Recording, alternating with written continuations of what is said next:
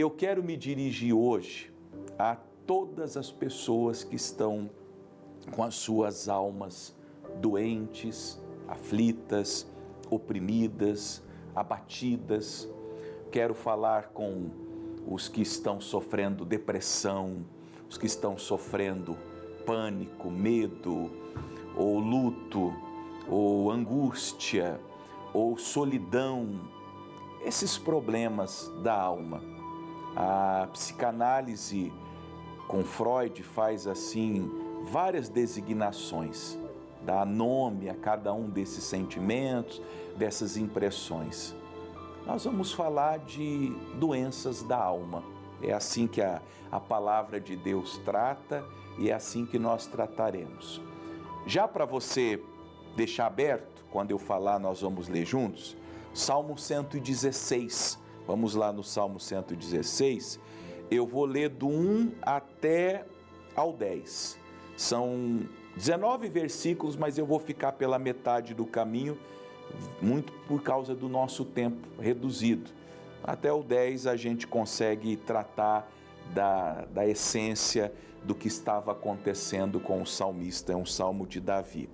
Mas deixa eu dizer para você antes da leitura, todos nós temos nossas lutas interiores.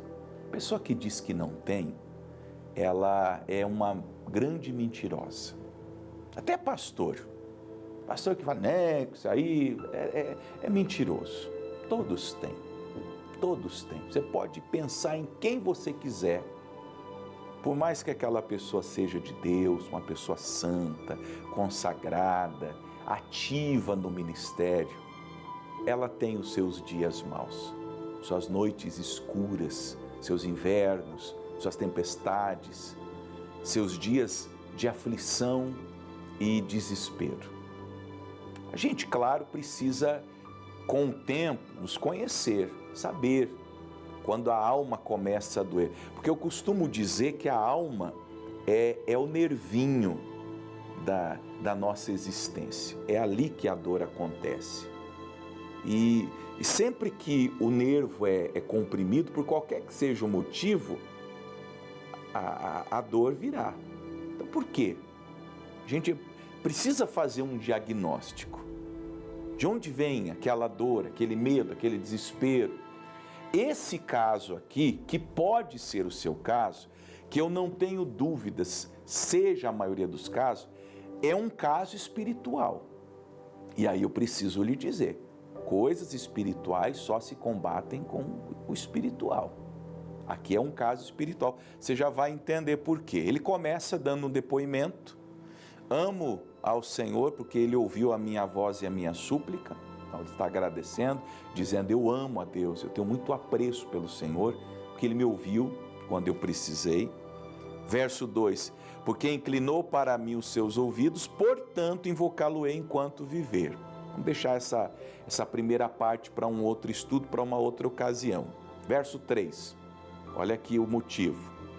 Cordéis da morte me cercaram e angústias do inferno se apoderaram de mim. Encontrei aperto e tristeza. Às vezes, a nossa angústia, a nossa tristeza, esse aperto, é uma preocupação. É uma preocupação cotidiana que nós não deveríamos ter. Jesus disse, não estejais inquietos por comida, dizendo que comeremos, o que beberemos, o que nos vestiremos. Então, como que eu resolvo a tristeza e o aperto da minha inquietação? Com fé.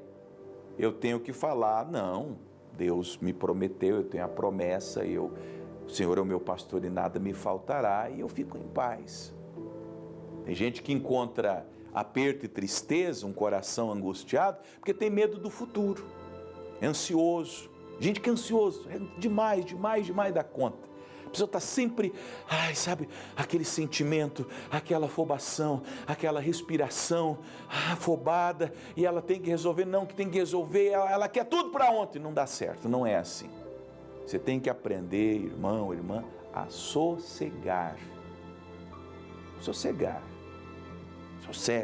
calma, as coisas não são assim, não precisa acontecer tudo na hora, a gente não precisa ter a vida como um prato de comida instantâneo do tipo miojo, que o André não come mais, eu sei disso, que você coloca lá 2 minutos na água fervente e já está pronta aquela refeição cheia de sódio, cheia de sal, cheia de compostos que só fazem mal para o estômago, para o aparelho digestivo.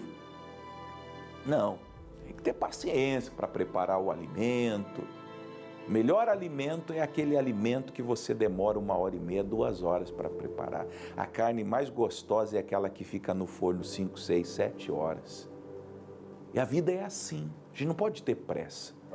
O ditado sábio diz que o apressado come cru ou queima a boca, não é? Ou você come cru antes da hora, ou queima a boca porque está muito quente. Então, toma cuidado com esse aperto, com essa tristeza pela sua ansiedade. Agora aqui não. Veja que Davi, um homem de Deus, ele tinha discernimento. Ele faz assim uma avaliação geral da vida e ele constata que aquela tristeza, aquele aperto que ele encontrei aperto e tristeza no final do verso, eram provenientes de cordéis da morte e angústias do inferno. Ele estava sob ataque maligno, na alma, na mente. Tem gente que é bombardeado na mente por pensamentos. Talvez seja teu caso, eu vou falando, você vai se percebendo. Até você crente, hein? Até você evangélico, até você pastor. Tem gente que é bombardeada aqui na mente com um pensamento promíscuo. A pessoa só pensa... só bobagem, vou falar linguagem alta porque tem criança assistindo já, mas é só besteira, é só sujeira mesmo, coisa assim que, como o apóstolo Paulo bem mencionou, até dizê-lo é torpe, pecado falar o que você pensa. A gente pensa coisa ruim, pensa que vai acontecer coisa ruim, pensa que vai morrer em acidente, pensa que vai ter câncer, e fica atraindo essas coisas ruins. Veja, que é uma angústia do inferno. É uma coisa espiritual, maligna, demoníaca, satânica, diabólica. E o Davi discerniu que era espiritual. O que ele faz? Ele vai no psicólogo? Ele vai conversar com um amigo dele? Nada contra os psicólogos, tem o seu papel. É uma ciência médica, psiquiatra, psicólogo, psicanalista. Deus abençoe todos vocês, principalmente vocês que entendem de fato da psique humana pelo viés bíblico espiritual. Mas ele, sabendo que era uma coisa espiritual, olha o versículo 4. Então invoquei o nome do Senhor, dizendo: ó Senhor, livra minha alma. Ele entendeu que ele é demônio, é espiritual, é inferno. E ele clama a Deus, que é o que você tem que fazer. Se o teu caso é espiritual, Davi lidava já com o espiritual, ele era garoto ainda, quando o rei Saul, que era atormentado pelo espírito mal, chamou e no louvor, quando Davi tocava a harpa, ele tinha seus 15, 16, 17 anos no máximo, aquele espírito mal se afastava de Saul. Então assim, mesmo que Davi tenha vivido na antiga aliança, antes da graça, antes da manifestação de Jesus, ele já tinha assim um conhecimento espiritual. Ele sabia que algumas vezes as forças com as quais ele tinha que lidar eram forças espirituais. E como que ele lidava com isso? Invocando o nome do Senhor.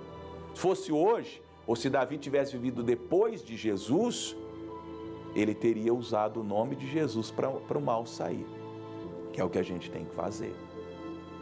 Ele era experimentado, alguns não são. É o caso de pedir ajuda. Às vezes nem um pastor é. Jesus expulsou um demônio de um menino trazido pelo pai que os discípulos não puderam expulsar. Vou dizer isso com todo temor, com todo respeito.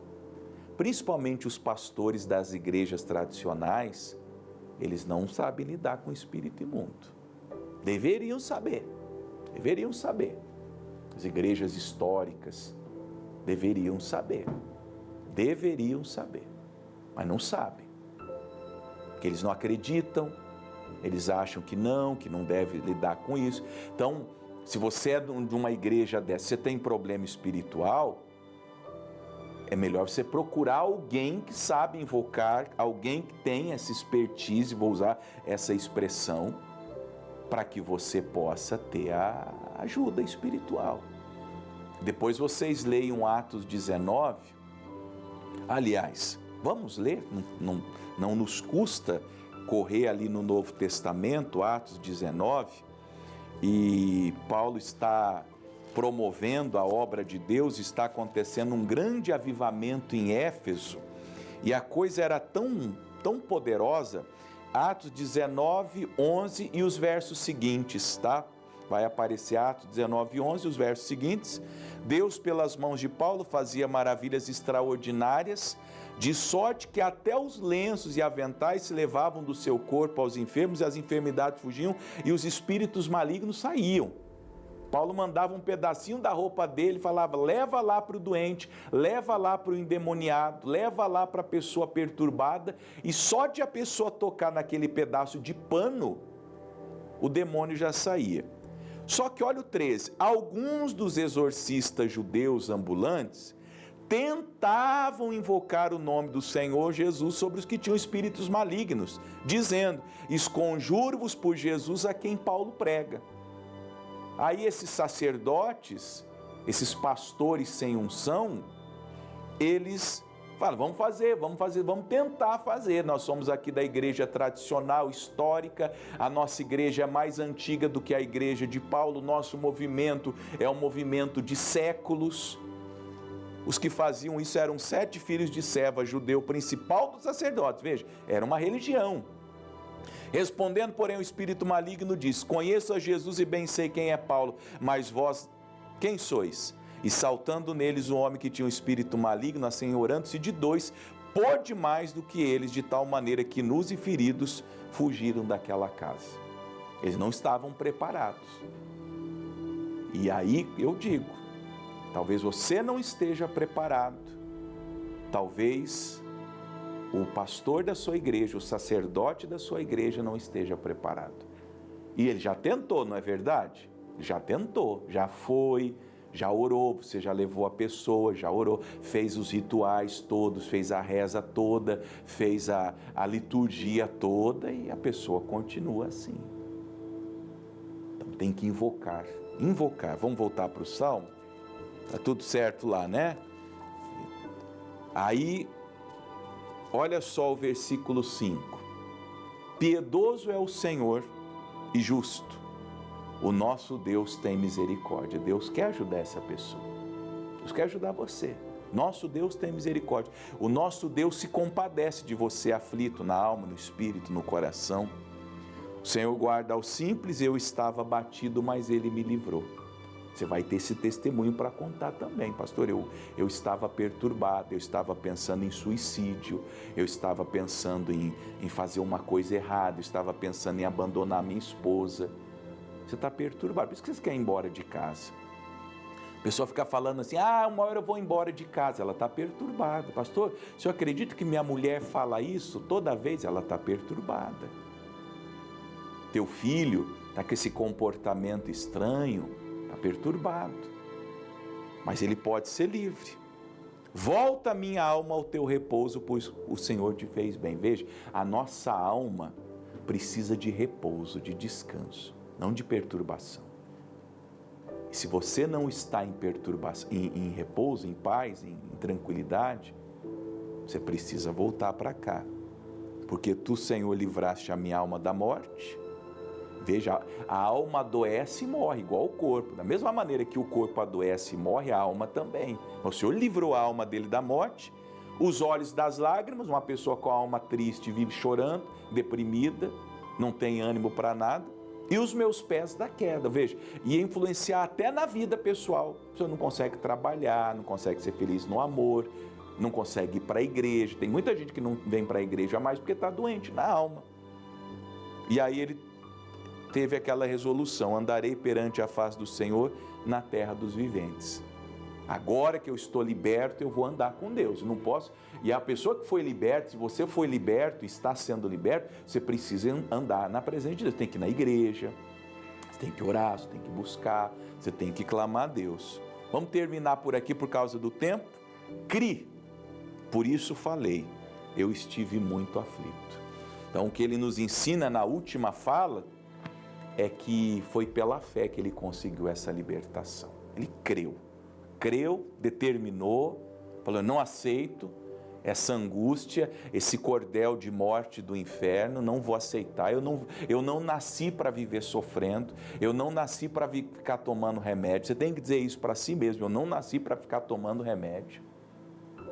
Todo tipo de transtorno que você tem, que se manifesta em você, você não nasceu para isso.